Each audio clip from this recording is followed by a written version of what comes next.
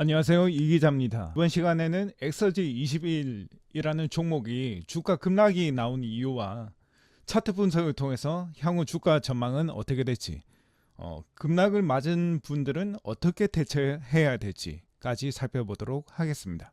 이 종목이 오늘 하한가를 맞았거든요. 그런데 어떤 이유 때문이었을까?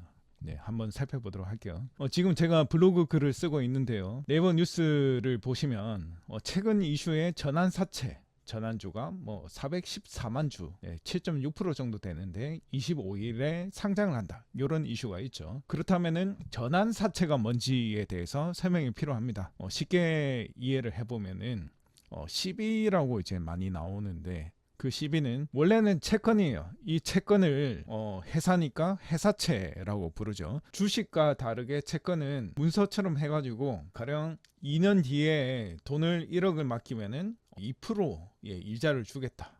이런 식으로 이제 진행하는 걸 말하고, 주식은 가격이 실시간으로 변동이 되죠. 그래서 이제 수익은 낼 수도 있고 내지 못할 수도 있고, 이런데 채권은 딱 정해져 있습니다.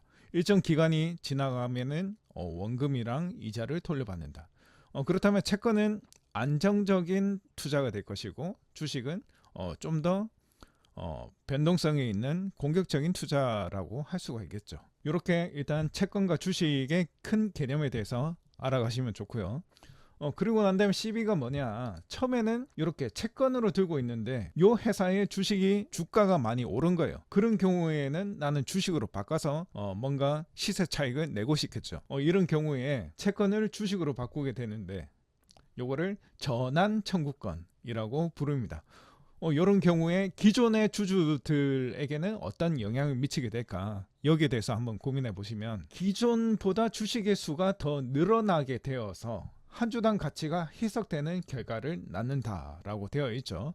그런데 이게 조금 이해가 안 되시는 분들을 위해서 제가 이해를 좀 붙여드리면은, 가령 A라는 나라가 있는데 요 나라에는 다이아몬드가 엄청나게 귀합니다. 10개가 전체인데 그 중에 9개를 제가 들고 있는 거예요. 그러면은 저는 무려 90%의 다이아몬드를 손에 쥐고 있는 거죠.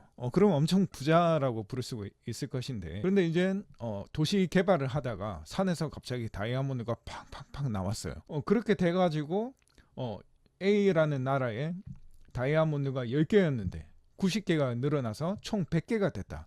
이러면은 저는 100개 중에 9개만 들고 있는 거죠. 네, 나머지 90개는 다른 분이 들고 갔다라고 하면은 한 개의 가치가 크지만 많은 것 중에 한 개는 가치가 좀 작겠죠. 그러면은 10개 중 9개보다 100개 중 9개 비교하면은 10개 중 9개는 90%고 100개 중 9개는 9%밖에 안 되죠. 그래서 10개 중 9개의 가치가 높다, 이렇게 보시면 됩니다. 네, 지금 글을 쓰고 있는데 좀 더 살펴보도록 하겠습니다. 자, 이번에는 엑서지 21이 어떻게 전환 사채를 행사를 해가지고 주가가 떨어졌는지 구체적으로 살펴보면, 일단 공시를 한번 살펴볼 건데요. 여기까지 어떻게 들어오는지 보여드릴 건데요.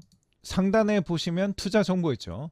여기다가 0700 종합시황뉴스 이렇게 클릭을 하셔도 되고, 아니면은 여기다가 숫자로 0700 엔터 이렇게 하시면은 뉴스 말고 공시라는 것은 일반 대중들에게 널리 알리기 위해서 회사가 어떤 큰 변화가 있었다, 이런 경우 일반인들에게 널리 알린다. 네, 이렇게 이해를 하시면 되고요. 여기다가 종목 엑서지 21, 네, 엔터. 자, 이렇게 하니까 노란색으로 떠 있죠. 뭔가 주기를 환기를 시킨다는 거예요. 보시면은 환돼 가지고 투자 주의 종목 되어 있죠. 자, 이렇다고 주식이 매매가 안 되고 이런 게 아니라 뭔가 특별한 사유가 있으니까 기존 주주나 주식 투자자 분들은 주의를 하세요, 이런 의미가 되겠습니다. 요거 보시면은 5월 10일에 투자 경고 종목 지정 해제 및 재지정 예고 되어 있죠. 투자 경고 종목에서 해제되어 가지고 1일간 투자 주의 종목으로 지정이 됐다. 그리고 이제 해제 이후 추가 상승 시 투자 경고 종목으로 재지정 될 수가 있다. 요 보시면은 이런 사유가 있을 때 이런 식으로 재지정을 하기도 한다. 중요한 것은 5월 9일인데요. 요 보시면 전환 청구권 행사 주식 수. 그러면은 CB를 통해서 기존의 채권을 주식으로 전환하는 주식의 수가 얼마나 되냐. 여기에 대해서 살펴보면 4143, 424. 요 뒤에 없다고 치고 그냥 4개라고 칠게요. 그리고 발행 주식 총수. 원래 주식이 몇 개가 있었냐? 54, 254, 589. 그냥 뒤에 없다고 치고 54개. 그러면은 원래 주식이 54개가 있었는데 4개가 더 발행이 된 거예요. 자, 그러면은 제가 들고 있는 엑서지 21의 주식 수는 54개 중에 1개라고 쳐볼게요. 그러면은 한 2% 정도가 되겠죠. 2% 가까이가 될 건데 4개가 더해진다면은 58개 중에 2개가 되겠죠. 그러면은 2%가 안 된다. 그러면은 제가 가지고 있는 주식의 한 주당 가치가 떨어지겠죠. 그 정도가 지금 54개 중에 추가로 4개가 생기니 분모는 58개 중에 분자는 2개가 된다는 거죠. 원래는 54분의 2였는데 58분의 2가 되니까 그 가치는 떨어진다. 이렇게 보시면 되고, 자, 그래서 54개 중에 4개가 늘어나게 되니까 그 발행 주식 총수 대비 퍼센트는 7.6% 정도가 된다. 54개 중에 4개는 7.6% 정도 된다. 이렇게 보시면 됩니다. 그리고 한 개 팁을 드리자면 지금 오후 4시 51분에 공시가 났죠. 요거는 호재성이냐 악재성이냐. 네, 악재성 이슈가 되겠죠. 기존의 주주들에게는 악재가 되는 악재성 공시가 된다. 악재성 공시는 보통 정규 주식 시간 안에가 아니고 시간 외에서 보통 공시를 하는데요. 정규 주식 시간은 9시부터 3시 반이 되겠죠. 3시 30분 이후에는 실시간으로 거래가 되지 않는데 시장가로 바로 사고 팔 수가 없다는 얘기입니다. 이 경우에 4시 51분이면은 주식시장이 이제 끝났다라고 사람들이 생각을 하고 이제 관심을 안 갖겠죠. 그런 경우에 이제 요 주식을 막 매도를 못하도록 이런 식으로 늦은 시간에 공시를 하게 된다. 그러면 다음 날에는 어떤 결과를 낳게 되냐? 급락이 나오게 된다. 그렇다면은 만약에 시간 외 시간에 이런 악성 공시가 나오게 된다. 그러면 어떻게 대처를 해야 될까요? 구체적인 내용은 네이버에서 이 기자의 주식 코칭 치시면 카페가 있습니다. 카페 보시면은 지금 회원수가 한 1,500명 이상이 되고, 요거는 이제 제 오프라인 주식 강의 하는 내용이 지금 사진이 있고요. 여기에 보시면은 동영상 강의들이 있습니다.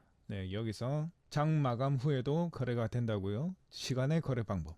요 영상을 보시면은 여기에 대한 대처 방법을 좀 이해가 될 것 같습니다. 이걸 한번 살펴보시고요. 이번에는 엑서지 21, 이 종목의 차트를 한번 분석해 볼 건데요. 자, 연속 조회를 누르시면 과거의 차트 이력도 볼 수가 있습니다. 이런 흐름을 보이고 있죠. 주봉으로 한번 전체적인 흐름을 조금 살펴보면, 자, 이 종목은 예전에는 이렇게 주가가 좀 높았었는데 여기 깨지고 난 다음에는 여기 4,800원 라인을 쉽게 깨고 올리지를 못했습니다.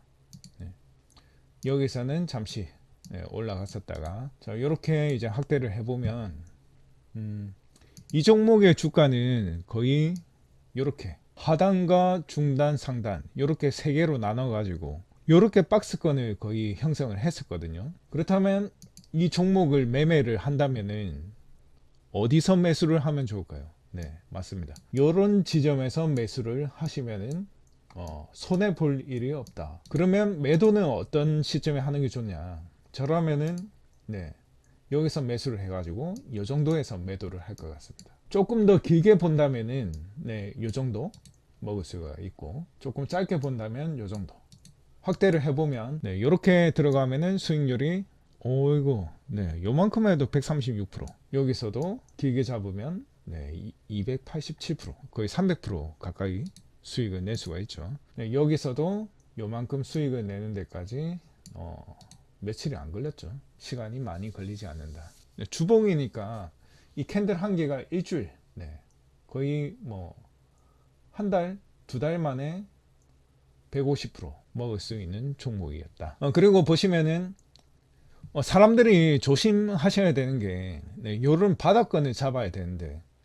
차트를 볼 줄 모르기 때문에 보통 뉴스가 나올 때는 요런 자리가 형성이 됩니다. 그래서 여기 들어갔다가 엑서지 21일이라는 종목이 뭐 좋다더라 주변에서 이렇게 얘기를 들었을 때, 뉴스에 나왔을 때 보통 이런 데 들어가거든요. 내가 뉴스를 듣고 좋다는 얘기를 들을 때쯤이면 대한민국 사람이 다 알 때쯤이라고 보면 됩니다. 네, 그래서 내가 사면 떨어지는 이유는 그런 이유예요. 내가 듣고 사면은 벌써 늦은 거예요. 그래서 내가 여기 들어가면 주가가 이런 식으로 떨어진다. 네, 한번 생각해 보셔야 됩니다. 그래서 차트 분석을 통해서 이렇게 저점을 잡아가지고, 네, 이런 데서 이제 먼저 들어가야 되죠. 그리고 뉴스가 뜨고 시장에서 관심을 받게 되면은, 자, 여기는 주가 캔들이라고 부르고 요 밑에는 거래량 캔들이라고 부릅니다. 네, 요 길이가 길면은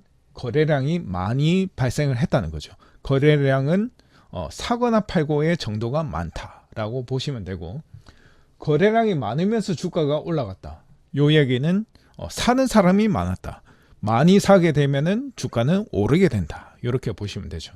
반대로 이 경우는 거래량이 많았는데 주가가 내려왔죠. 그러면은 파는 사람이 많았다, 이렇게 보시면 됩니다. 시장에 관심을 많이 받으면서 주가가 올라갔고, 그러면서 내가 뒤늦게 샀는데 주가가 떨어졌다. 네, 그래서 물리게 됐다, 손절을 했다, 이렇게 되죠. 하지만 주가는 또 반등이 나오게 되죠. 만약에 이렇게 내가 여기서 물리게 됐다면 여기서 1차 매수, 여기서 2차 매수 하면은 평균 단가가 이 정도 되겠죠.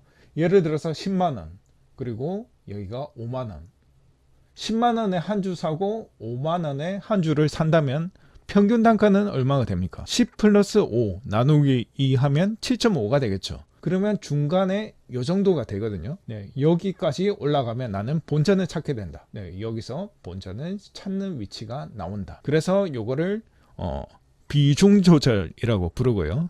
네, 쉽게 말해서 이제 물타기라고 부르죠. 그래서 손절을 할 필요가 없다. 그러면은 저는 물타기를 하려고 해도 제가 물을 타면은 항상 더 떨어집니다. 왜 그럴까요? 차트를 볼 줄 모르니까요. 그래서 차트를 제대로 공부를 할 줄 알아야 된다. 네, 이렇게 이해를 하시면 되고요. 자, 그러면은 요 종목의 경우 급락이 나왔다. 그러면 어디까지 떨어질까요? 네, 맞습니다. 여기까지 떨어질 확률이 높다라고 생각을 하시고 우리는 비중 조절을 할 준비를 해야 되죠. 그래서 차트를 어떻게 해석하고 대응하는 방법까지 교육과 훈련을 통해서 매매를 하는 것이 중요하다, 이렇게 이제 말씀을 드리고요. 네, 주식 매매의 정답은 차트 분석에 있습니다. 그래서 지속적이고 안정적인 수익을 만들어내고 싶다. 고점에 물릴 수도 있습니다. 하지만 차트 분석을 통해서 빠져나올 수가 있고, 반대로 이런 것을 통해서 저점에 들어가게 된다면은 또 수익을 낼 수도 있겠죠. 안정적이고 꾸준한 수익을 원한다, 그런 분들은 이기자의 주식 코칭 카페를 방문하시면 되겠습니다. 감사합니다.